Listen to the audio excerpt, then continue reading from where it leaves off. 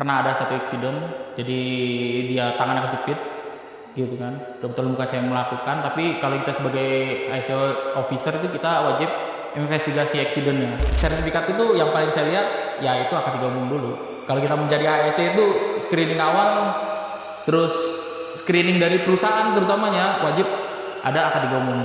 Kalau dibandingin skill lapangan sama sertifikasi, lebih penting mana antara sertifikasi atau pengalaman? Sertifikasi dulu atau butuh pengalamannya dulu nih?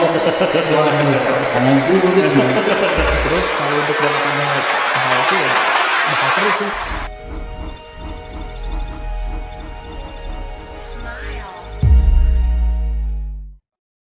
Halo Garuda Crew, balik lagi di podcast Meet the Alumni.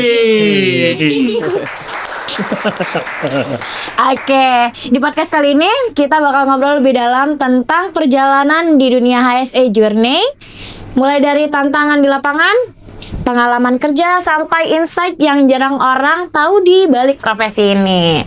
Sebelumnya kita perkenalan terlebih dahulu nih sama narasumber kita hari ini.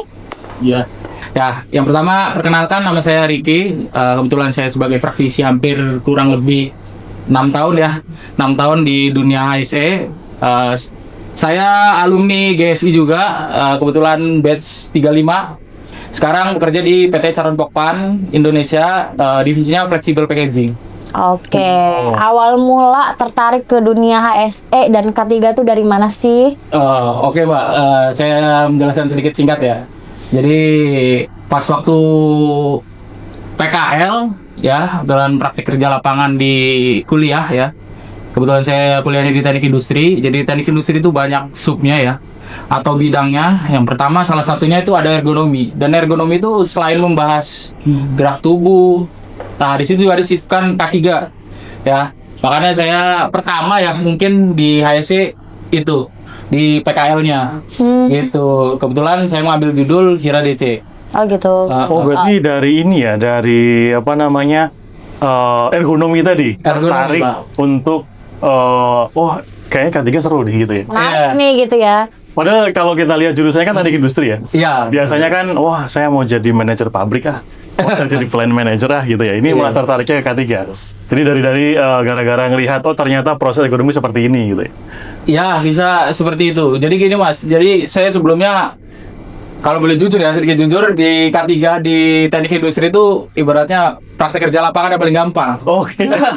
Laporannya paling gampang. Saya masih belum apa ya, maksudnya masih milih-milih lah terkait itu, karena memang teknik industri itu peluang kerjanya besar gitu kan. Nggak hanya di HSE saja, bisa tadi dijelaskan engineering, production, terus manajemen ada juga. Ya. Nah, sedikit singkat, jadi pas waktu itu saya di semester akhir itu, kita lanjut ya Mas ya?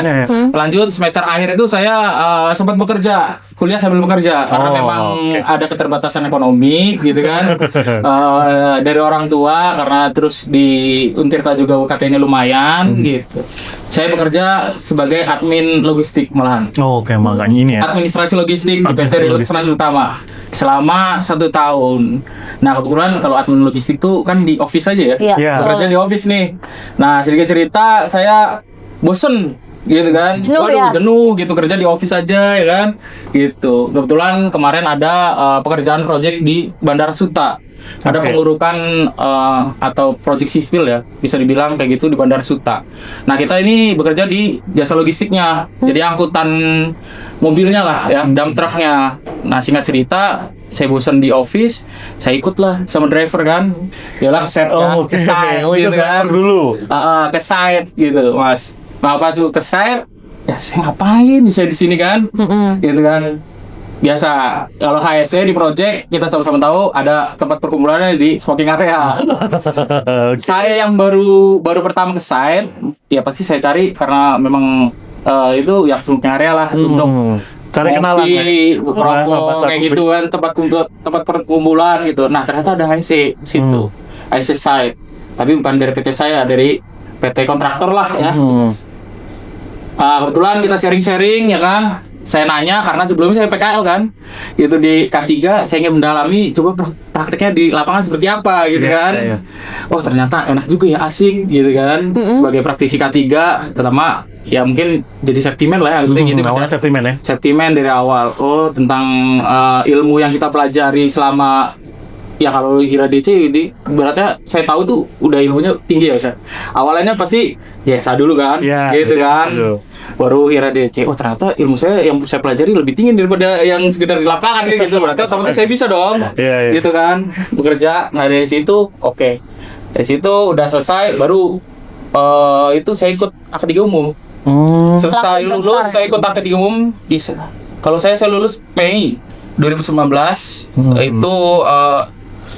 itu wisudanya itu Agustus ya, karena masih menunggu ya sambil wisuda Agustus, saya September ikut akademi umum di GSI. Gitu. Itu awal mulanya sih. Berarti Gitu. dari PKL kemudian ngikut ke site ke lapangan. Iya. Tambah tertarik baru setelah lulus ngambil ke Iya. umumnya. Oke. Karena disaranin juga sama dia tuh, Sama teman-teman yang bisa sama tadi. teman-teman yang desain yang baru kenal itulah. Iya. Kita obrol-obrolan ibaratnya memantapkan saya untuk ngambil K3 umum. K3 umum.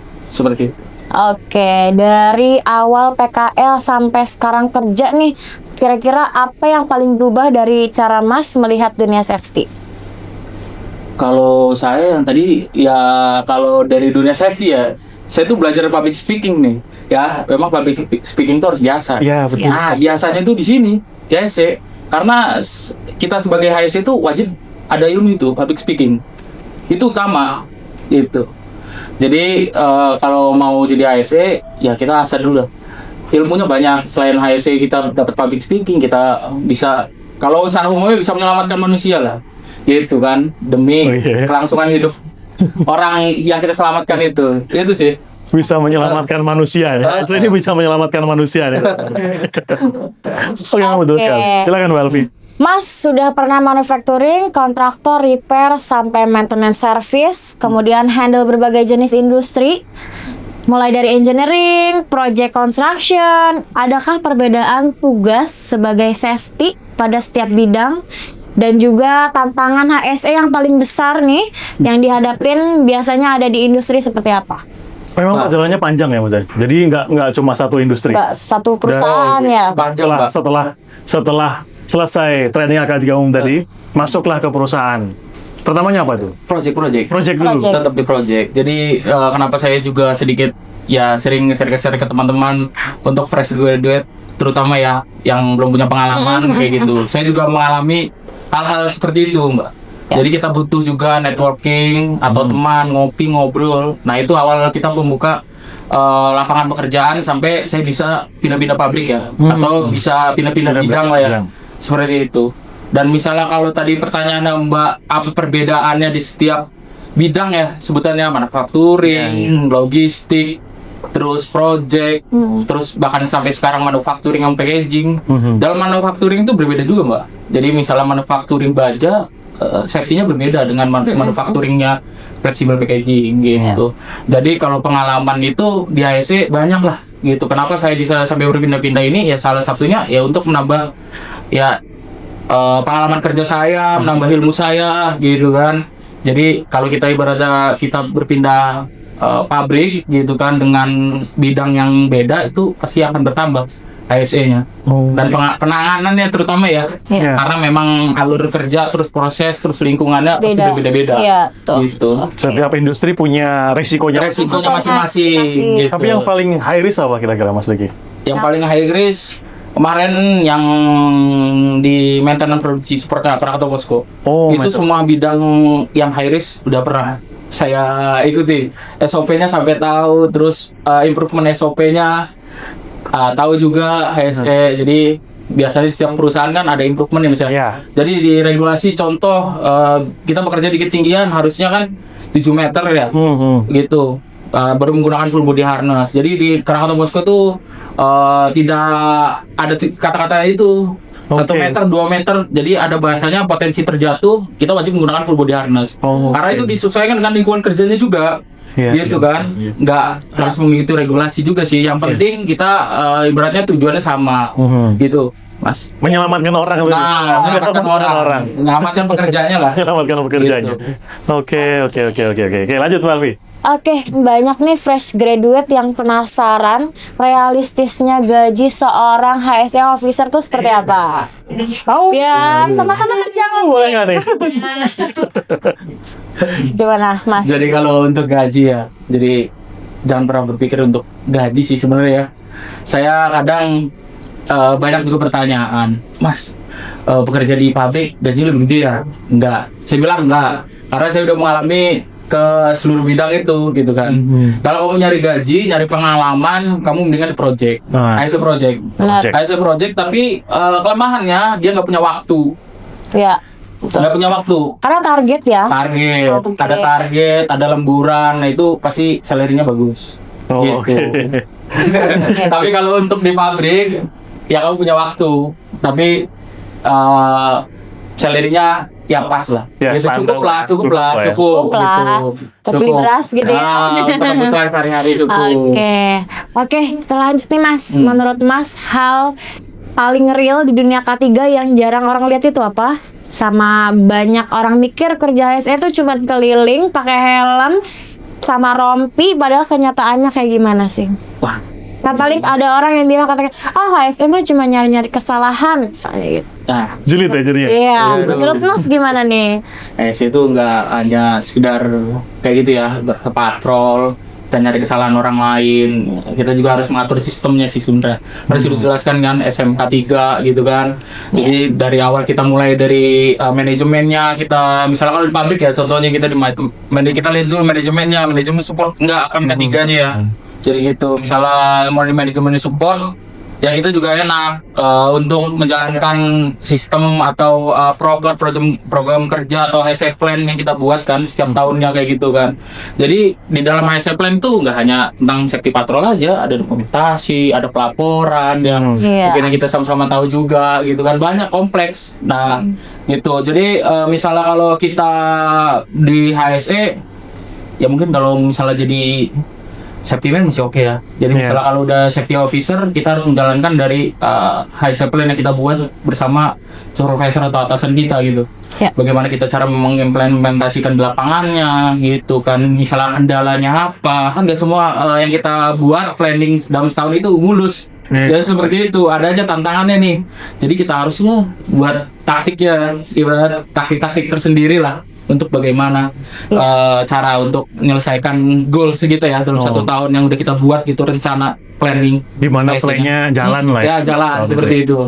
Ternyata nggak cuma di lapangan doang ya, ada administratifnya juga ya. Ada. Tetap aja ya di HSE. Tapi Oke. tadi ada safety man, ada safety officer. Jadi secara struktural juga berbeda ya job desk-nya. Iya. Beda Pak, beda.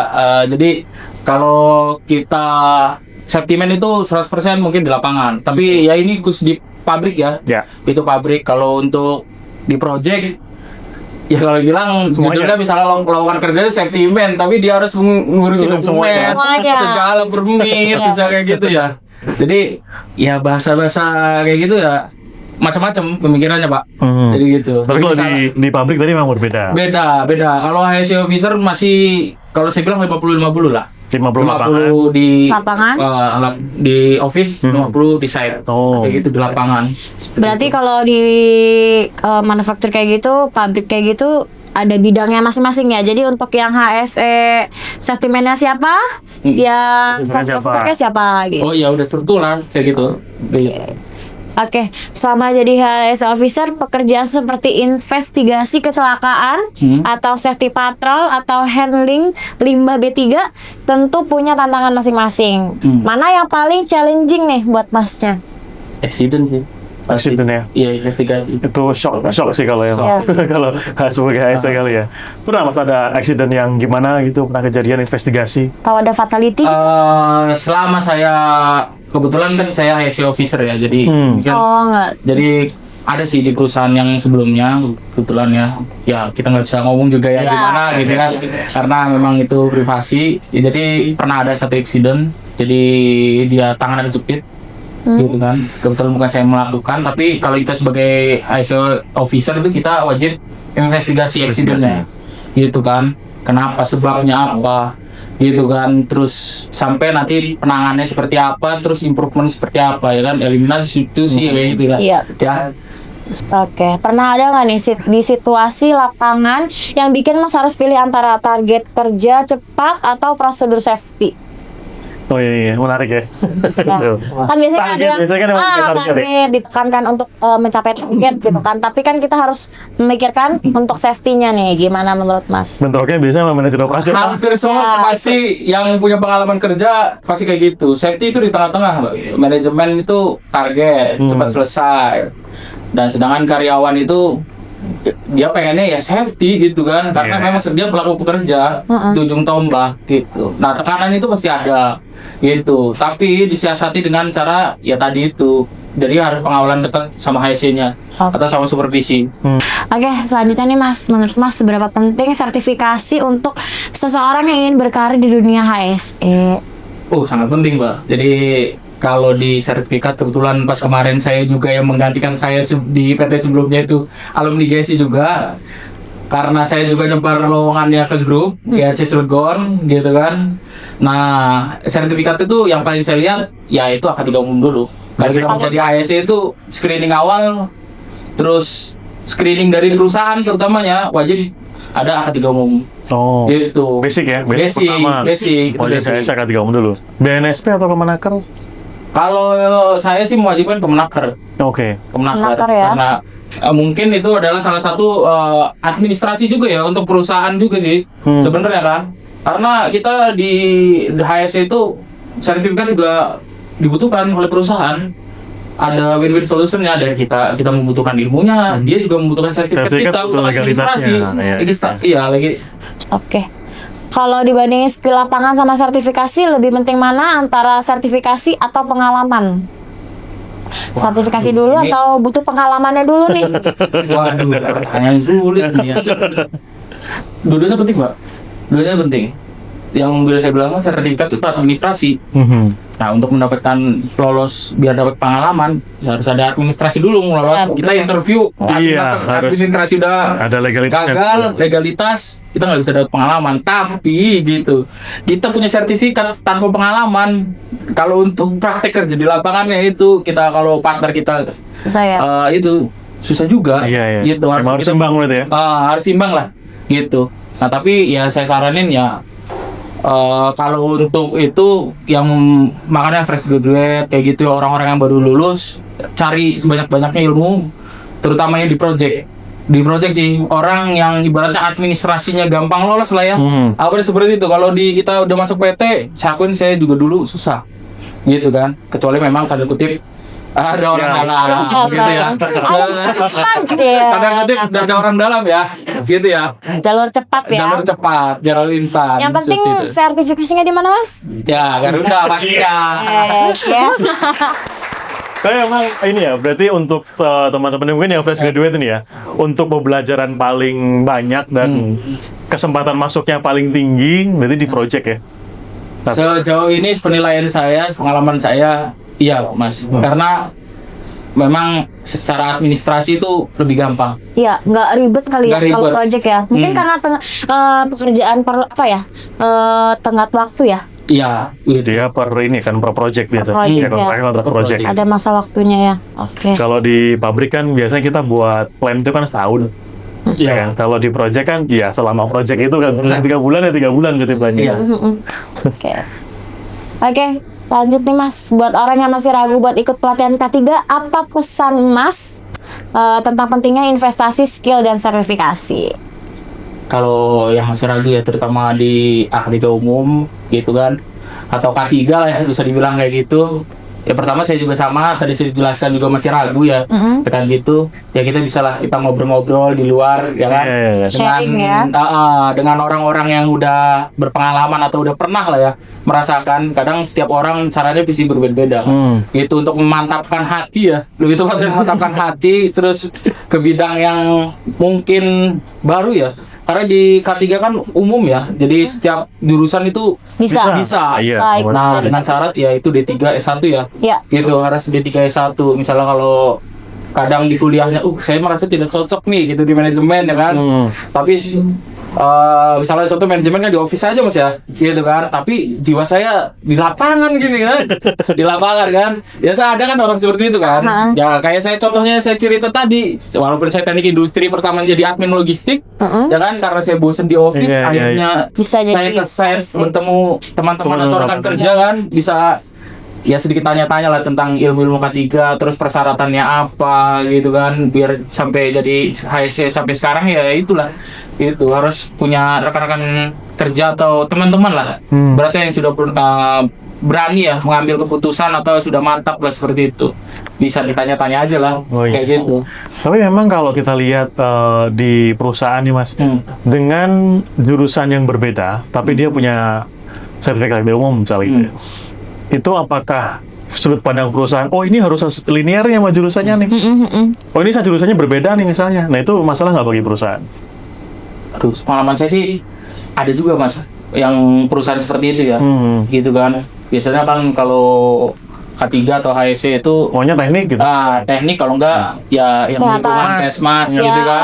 Gitu kan. Ada aja perusahaan seperti itu, tapi ya pengalaman saya sih cuma K3 umum sih. K3 umum misalnya. Basic awal untuk masuk jadi HSE itu K3 umum. Kan udah secara resmi sama negara juga kan, Naker ya. Seperti itu. Ternyata untuk K3 umum itu sertifikasi nggak hanya lulusan D3 aja. SMA bisa, cuman ada yang sertifikasi BNSP. BNSP ya, sama kalau mungkin teman-teman di project ya, bisa ambil mudah konstruksi. Itu dari SMA bisa. Mudah konstruksi ya? Ahli K3 mudah konstruksi. Untuk teman-teman yang, waduh saya kuliahnya belum lulus nih misalnya gitu ya. Terus kemudian, wah kayaknya bisa nih sambil kerja gitu kan. Nah, kira-kira kalau mau 8 mau apa? Bisa ambil K3 ini ahli muda K3 konstruksi, teman-teman. Lanjut nih, kita seberapa menjanjikan sih karir di dunia K3 ke depannya? Oh ya, ke depannya ya. Wah, ini dengan banyaknya AI, terus kemudian banyak tools-tools yang mungkin memudahkan gitu kan bagi perusahaan. Nah, kira-kira HSE ke depannya seperti apa kira-kira Mas Riki? Ya, masih sangat menjanjikan sih. Ya karena ya contohnya dari dulu aja lah ya. Saya ngambil GSI itu 2019. Itu belum ada AI atau alat-alat sebagainya untuk membantu mempermudah kita lah dalam pekerjaan ya. Terutama kayak gitu. Dari dulu juga kan ya regulasi pemerintah juga ya kadang-kadang gitu ya kan. Ada yang memang ikuti aturan dengan cara merekrut HSE, ada juga perusahaan yang tetap berjalan tanpa HSE, ada seperti itu. Nah, kalau untuk menjanjikan dunia sekarang ya, kalau sekarang ya sangat menjanjikan. Nah, kita juga sedikit terbantu ya. Contoh kayak sekarang saya buat poster dulu, poster K3 ya, poster K3 kan. Jadi ngeditnya lama gitu kan. Ngeditnya lama padahal ditargetin, contoh kan kita ada di sana HSE Plena Bulletin itu kan, atau Mading K3 itu kan. Ada setiap itu case atau pembelajaran mengenai tentang produksi apa, misalnya contoh limbah tinta apa segala macam, ngeditnya lama. Gitu kan, kita harus searching dulu balik lagi, buat apa ini, tentang. Kalau yang AI ya sedikit membantu gitu kan. Terus kalau untuk jangka panjang HSE ya bakal terus sih, karena memang di dunia modern sekarang perusahaan-perusahaan hampir semuanya sudah hampir menerapkan, terutama yang tentang ISO itu kan. Misalnya kita sebagai jasa penyedia kayak gitu, kalau mau ada investor apa, itu pasti yang dicek itu K3-nya dulu gitu. Kalau dia sudah menerapkan K3, ya insya Allah pasti dia bakal berinvestasi lah beratnya, atau mengambil atau menggunakan produk yang kita buat seperti itu. Kalau lainnya dia tidak menerapkan K3, susah ini kayak gitu. Karena jadi, emang butuh komitmen ya. Kalau dia sama K3 aja komit, investor percaya nih. Oh dia jalan nih K3-nya, udah saya invest deh. Nah, gitu kan jadinya kan. Oke, untuk pertanyaan-pertanyaannya sudah semua ditanyakan nih, Mas. Kita lanjut, ada games nih Mas. Kita ada games. Nanti gamesnya akan dibacakan oleh saya. Ya, kemudian nanti pertanyaannya akan dijawab oleh Pak Andika dan juga Pak Riki. Oh gitu. Oke. Nanti pertanyaannya dari saya, menjawab dalam hitungan 3. Kalau belum hitungan 3 nggak boleh jawab. Oke, siap ya? Ready ya? Ready. Kita ke pertanyaan yang pertama. Lebih bahaya mana? Unsafe action atau unsafe condition? 1, 2, 3. Action. Dua-duanya. Action. Ayo Pak Dika. Saya dua-duanya soalnya. Dua-duanya. Ini pilih salah satu kan? Ini pilih salah Satu. satu. Oke, Kalau boleh pilih dua-duanya ya dua-duanya gitu. Salah satu, Nggak kita bisa pilih salah berdiri. satu. Salah satu. Kan ini lebih bahaya mana? Berarti Oke. kan harus pilih salah satu. Tadi Mas Riki apa? Action. Saya condition. Condition. Kenapa nih alasannya? Jadi lebih susah mengatur orang ya daripada lingkungannya. Kalau orang itu ya punya sifat masing-masing. Jadi kayak gitu. Jadi Oke. kita lebih Kalau orang ya jadinya ya. Orangnya lebih susah diatur gitu. Susah action ya? dia dalam melakukan itu tuh kadang jadi orang-orang itu bisa melakukan apapun, hal Iya, apapun betul. gitu. Jadi lebih susah untuk mengontrol orang lain, maksudnya melakukan apa gitu ya, Iya. daripada mengatur lingkungan. Kalau Pak Andika, Kalau saya condition. Kenapa condition? Karena kita upayakan gini, kalau memang tempatnya sudah aman, ini orang mau jungkir balik juga tetap aman gitu. Maunya mesti begitu ya. Jadi mama nih kita kerja di ketinggian, tapi kita sudah railing semua. Dia mau nggak mau pakai body harness, mau jungkir balik di atas, ya sudah tercover. Ya contohnya seperti itu. Tapi mungkin nggak bisa diterapkan di semua bidang ya. Nggak semua diterapkan di semua kondisi. Kadang mungkin sometimes action lebih parah, sometimes kondisi lebih parah. Mungkin bisa seperti itu sih. oke, kita lanjut nih ke pertanyaan yang kedua. Yang paling penting sebelum bekerja itu yang pertama APD lengkap atau identifikasi bahayanya dulu. 1, 2, 3. Identifikasi bahaya. Kompak nih kalau ya. Sama nih, kompak nih. Kira-kira apa sih alasannya dari Mas Rizky dulu? Dari Mas Rizky dulu. Ya kan itu kan salah satu administrasi juga ya, sudah jelaskan juga sama JSA. Jadi kita sebelum melakukan pekerjaan kita udah dapat judulnya nih kan. Nah judul itu kita bisa investigasi bahayanya. Nah dengan cara bagaimana mengetahui alur proses dari awal sampai akhir. Dan kita interview orang yang melakukan pekerjaan gitu. Nah kita sebagai HSC baru kita buat tuh. Oh misalnya contoh kita prepare alat. Prepare alat lingkungan kerjanya sedikit berair ya berarti ada potensi bahaya terpleset. Contoh seperti itu. Nah, itu sampai akhir gitu sampai pekerjaan selesai gitu kan. Dari JSA-nya ya. Kalau Pak Andika? Kalau saya jawabannya sama tadi ya. Sebenarnya kita akan memastikan identifikasi bahaya dulu. Kalau memang sudah kita identifikasi dan misal nih, ternyata di sini ada potensi orang kejatuhan benda dari atas, orang harus pakai helm. Terus kemudian di area A misalnya harus pakai helm, di area B cenderung aman nih di sini. Sudah ada atapnya, kemudian juga area sudah tertutup. Ya orang nggak usah pakai helm. APD pilihan terakhir nanti kan. Kalau emang sudah aman, identifikasi bahaya sudah aman, ya sudah orang tinggal kerja aja, nggak usah pakai APD. Oke, lanjut nih. Yang lebih fatal itu nermis nggak dilaporin atau pelanggaran kecil dibiarin. 1, 2, 3. Pelanggaran Nermis kecil nggak dilaporin. Beda. Pelanggaran kecil Nih. dibiarin. Beda nih. Kalau dari Mas Riki dulu deh. Jadi Kenapa? awal kita mulai itu biasanya dari pelanggaran kecil yang nggak dilaporin. Itu bisa berdampak nanti ya itu kecelakaan besar. Itu udah pasti itu. Sepengalaman saya dari hal-hal yang disepelekan itu bakal berdampak nantinya pada terutama yang pelaku pekerjanya atau lingkungan kerjanya dan yang lebih tepatnya ya pasti mengganggu proses gitu. Dari hal-hal kecil yang disepelekan lah sebagai seperti itu kalau menurut pengalaman saya ya. Oke, dari Pak Andika? Kalau dari saya, sebenarnya jawabannya sama ya. Jawaban penjelasannya sama. Karena nermis kan sebenarnya masalah hampir celaka kan. Jadi belum kejadian nih. Nah itu pun sebenarnya ada orang yang bilang, maksilah biarin aja.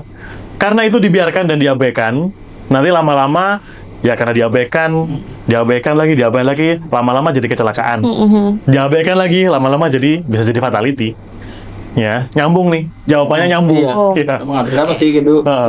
Keterangannya hampir sama pasti. Iya, penjelasannya hampir sama. Oke, kita lanjut nih ya. HSL lebih sering ngingetin pekerja atau dihindari pekerja? 1, 2, 3. Ingat bekerja. Ngingetin pekerja. Pasti. Mas Riki dulu deh. Apa nih? Alasannya kenapa ngingetin pekerja dulu daripada hindari pekerja? Ya karena tugasnya sebagai HSC ya ini simpelnya aja, umumnya aja, ibaratnya menjaga kan pelaku pekerja ya atau pekerja mulai dari rumah terus di pabrik sampai pulang sampai rumah, udah itu. Oke, Simpel kalau Pak hal Andika? umumnya seperti itu. Kalau dari Jaga keselamatan ya, bukan menjaga yang lainnya tapi Kalau dari saya, ya namanya HSE memang salah satu job utamanya ya mau nggak mau bawelin pekerja. Ya kita harus ngingetin, karena memang ya namanya orang ya banyak lupanya, banyak salahnya. Jadi ya jadi tugas kita. Oh lupa pakai helm, oh lupa mungkin jalan di tempat yang salah. Ya mau nggak mau kita harus bawel. Sometimes itu yang kita benci ya. Karena sudah bosen, diingetin gitu-gitu aja. Tapi mau nggak mau, karena itu udah jadi kewajiban kita, ya mau kamu harus bawel. Kalau HSE nggak bawel, kayak ada yang kurang sih. Iya benar. Harus bawel ya. Udah ininya ya, ciri khasnya ASE itu bawel gitu ya, sangat bekerja gitu. Apalagi sama yang bandel-bandel gitu ya. Nah, kita lanjut nih. Kalau ada pekerja yang bandel, ditegur langsung atau langsung stop pekerjaannya? Itu 1, 2, 3. Stop. Tegur langsung. Tegur langsung. Kalau saya tegur langsung. Dari Pandika dulu deh, gantian. Saya tegur langsung. Karena kalau nggak ditegur, takutnya ya, dia khawatirkan, misal nih, dia kerja di ketinggian, kemudian lupa nggak nyantolin hook body harness. Kalau nggak ditegur langsung, dia lupa lagi kepleset fatality. Jadi bisa kita take action di situ langsung. Nah, mungkin Mas Rizky berbeda. Oke, silakan Mas Rizky. Mas Riki, ini salah. Kalau saya kenapa saya milih stop? Ya stop dalam arti stop pekerjaan ya. Stop pekerjaan biasanya kalau kita sebagai praktisi HSE itu kita melihat ada yang janggal ya. Setelah dia melakukan tadi yang jelaskan Pak Andika benar, sebenarnya nggak ada yang salah. Jadi kalau kita melihat ada ketidaksesuaian atau unsafe action ya dibilang kayak gitu ya. Tentang bekerja di ketinggian tidak menyantolkan, dia pakai body harness tapi tidak mencantolkan full body harness gitu kan. Apa yang kita lakukan dari HSE itu ya kita pertama menyetop pekerjaan dulu. Gitu. Menyetop pekerjaan biasanya langsung dia disuruh turun, silakan turun. Biasanya di foto dulu dokumentasi. Jadi ada sebagian orang mengelak. Oh enggak, gitu. Gak mengakui gitu ya. Enggak, mana buktinya kan seperti itu kan. Gitu. Karena kita sebagai HSE itu ada pasti dokumentasi. Nah, kita beritahu dari dokumentasi ini saya punya fotonya. Bapak melakukan kesalahan ini. Kita coaching lah ya. Coaching gitu kan. Habis kita coaching nanti ya kalau udah habis kita coaching ya silakan bekerja lagi gitu kan. Dengan masih kita pantau. Nah, pantaunya biasanya orang itu ada orang yang menyepelekan, udah kayak gitu ya, udah kita foto, kita coaching kan. Kita tantangin. Nah, itu dengan cara kita patrol lah. Nah, kita tandai berarti pekerjaan ini dengan orang ini butuh perhatian khusus. Biasanya seperti itu tuh. Butuh perhatian khusus. Misalnya kalau dia masih menyepelekan pekerjaan, ya udah, kita udah komitmen sama manajemen. Biasanya kalau manajemen yang support, ya SP. Udah kayak gitu. Karena ya udah melakukan satu ya langkah sebagai ASE kan, ya harus kita coaching dulu lah gitu. Jangan sampai kita langsung gitu ya. Oke, lanjut nih. Lebih penting mana? Safety awareness atau safety disiplin? 1, 2, 3. Awareness sih. Awareness ya. Sama nih. Tuh. Kira-kira dari Mas Riki deh. Jadi kadang di awareness juga kita bisa belajar juga ya tentang proses pekerjaannya, terus safety-nya apa gitu kan. Jadi semakin orang mengikuti awareness, terus kalau trainernya pintar menyelipkan tentang resiko bahaya atau kecelakaan kerja, biasanya kan modifikasi training orang itu berbeda-beda. Kadang kita hanya menampilkan tulisan aja. Jadi kalau orang yang ibaratnya udah tua atau dia tidak bisa membaca atau kurang ya, kadang kita juga harus bisa selipkan dengan video ya, video-video kecelakaan kerja kayak gitu, terus yang bisa membahayakan dari pekerjaan yang bakal dia lakukan. Contoh misalnya bekerja ketinggian, itu kita selipkan kecelakaan ketinggian gitu. Nih nanti jadi kita sebagai trainer atau safety awareness itu kita enak lah bisa menjelaskan juga secara gimana ya, bahasa orang yang lebih mudah dipahami. Mudah dipahami lah seperti itu, kayak gitu. Oke, kalau Pak Andika? Kalau awareness-nya jalan, disiplin pasti jalan. Karena tapi awareness butuh proses ya teman-teman ya. Awareness nggak bisa kita beritahu langsung mereka patuh, enggak. Ya, pelan-pelan dikasih tahu. Nah, nanti kalau udah masuk ke hati, ya lama-lama disiplin akan jalan dengan sendirinya. Daripada gini, kita awalnya disiplin di awal, yang mereka dipaksa. Sebenarnya sih bagus juga, tapi jadinya apa ya? Hubungannya kurang harmonis ya menurut saya. Jadi emang enaknya kita awareness dulu, dikasih tahu dulu, oh gini loh ya. Kemudian setelah mulai masuk ke hati, lama-lama mereka akan disiplin dengan sendirinya. Ya kalau awareness jalan bagus, disiplin akan terjadi dengan sendirinya. Begitu sih. Iya. Oke, terima kasih Mas Riki sudah memberikan atau sudah sharing-sharing nih sama kita ya tentang apa sih gimana kerja jadi safety officer ya, dari banyaknya pengalaman perjalanan ya dari awal sampai akhir ya, luar biasa, cukup seru ya kerja jadi safety officer. Oke, terima kasih untuk Meet the Alumni Special Cilegon kali ini. Kita akan ketemu lagi di Meet the Alumni selanjutnya. Salam K3 Garuda Terima Pro. kasih. Terima Terima kasih. kasih.